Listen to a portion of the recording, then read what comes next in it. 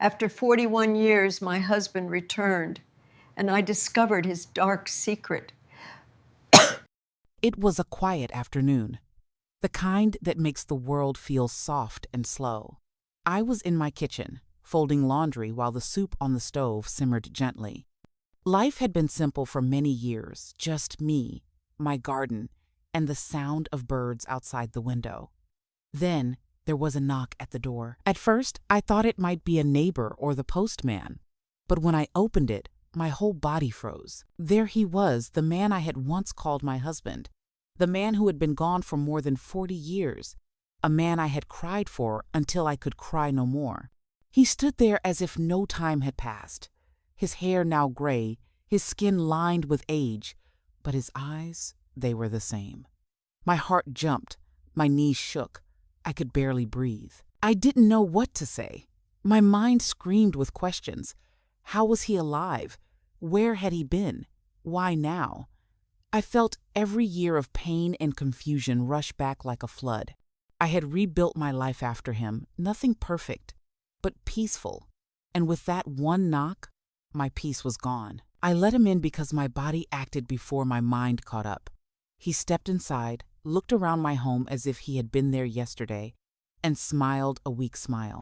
"It's been a long time," he said, as if it was nothing. I wanted to scream. My hands shook as I clung to the edge of the table. He looked almost the same, just older, a little thinner, and more tired. His voice had the same sound that once made me feel safe. Now it made my heart ache. We sat in the living room, a place that had never held him, and for a long moment, neither of us spoke. My mind went back to the last time I saw him, the night he disappeared. It was pouring rain, and we had argued about money, family, and things that now seemed small. He left, saying he needed to think. He never returned. For years, I waited by the phone, by the window, praying for a knock that never came. I buried him in my heart and tried to live again. And there he was, in front of me, acting as if he had just gone to the store and came back late. That night played in my head as if it happened yesterday. The storm had shaken the house, thunder rolling like angry drums. He had packed a small bag, told me not to wait up, and slammed the door. I thought he would be back the next day. A week later, the police classified him as a missing person. Friends brought food, neighbors whispered, and I sank into a silence that no one could reach. The months turned into years. Hope turned into a heavy stone that sat in my chest.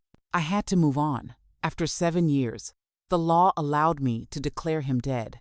I signed the papers with a shaking hand, feeling like I was betraying him, even if he had betrayed me first. There was no funeral, no goodbye, just a piece of paper saying he was gone forever. But forever had just walked back into my home and sat on my couch.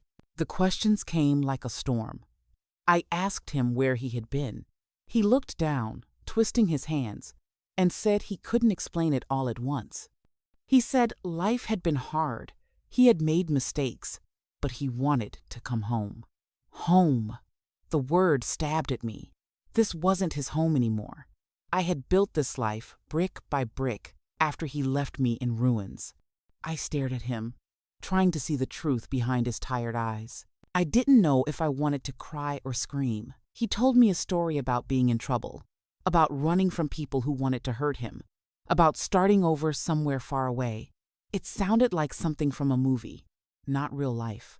I nodded, but inside, I felt a chill. Parts of his story didn't fit. Times didn't align. Places didn't match what I knew of him. It was like listening to a stranger who knew how to wear my husband's face. He started coming by often after that day. He brought flowers, sat with me in the evenings, and told me about the places he had seen. He remembered little things about me, things only he would know, like how I liked my tea and the songs I used to hum while cooking. For a moment, I let myself feel young again, like the world had returned something it had stolen. But every time he smiled, there was a shadow behind it. I noticed new habits. He never took off his jacket, even when it was warm. He checked his phone often, turning it away from me. He avoided questions about the years we lost. Sometimes he would pause as if he was trying to recall the right answer. My heart wanted to believe him, but my head kept whispering, "Something's wrong." At night, I lay awake, staring at the ceiling, asking myself if this was real. Was this truly my husband? Or was he someone else, someone who wanted something from me? I felt foolish, like an old woman caught between hope and fear, but I couldn't ignore the quiet warnings in my gut. There were scars he once had that I no longer saw. His handwriting looked different. Even the way he held a fork seemed off. It felt like living with a ghost that had learned to breathe. I decided I needed the truth. I began asking gentle questions, taking notes in a little book he didn't know about. I spoke to old friends, people who had known us both. Some things he said didn't align with what they remembered. A name he mentioned, a place he claimed to be, none of it matched. Piece by piece, the picture broke apart. He was hiding something big, and I was determined to find out what it was. I hired someone, a quiet man from town who helped people find lost relatives. I gave him the few details I had and waited. Waiting felt like sitting on fire. Every day he came over, acting kind, even loving, while my heart felt trapped. After 2 weeks, the man I hired came back with a folder. Inside were photos, addresses, and the truth. My husband, or the man who had been my husband, had a whole other life. A wife in another city, children who looked just like him, a business, a house, and a life he built while I sat at home thinking he was dead. My hands shook as I held the papers. My heart broke all over again, but this time it was not from loss, it was from betrayal, so deep I could barely breathe. I understood then why he had returned. It wasn't love, it wasn't a regret, it was money. My life has grown stable. I had a house, savings, and things he could take if I trusted him again. He came back not to be my husband, but to steal what was left of my peace. I felt sick, but I didn't show it. I smiled. I cooked for him. I listened. And quietly, I planned. The next day, I went to a lawyer. We updated my will, closed old accounts, and secured everything in my name. I told no one, not even my closest friends. If he wanted to play games, I would end them on my terms. The night I confronted him, we sat at my table, just like we used to. I asked him again where he had been. He gave me the same soft lies, looking at me with the same eyes that once held love. I slid the papers across the table. His face was drained of color. He opened his mouth, but no words came. I told him I knew everything, the wife, the children, the lies, the greed. He tried to explain, but I didn't let him. I stood up, pointed to the door, and told him to leave my house and never come back. He begged, he cried, but I had cried enough for both of us. I told him the law would know next if he didn't disappear.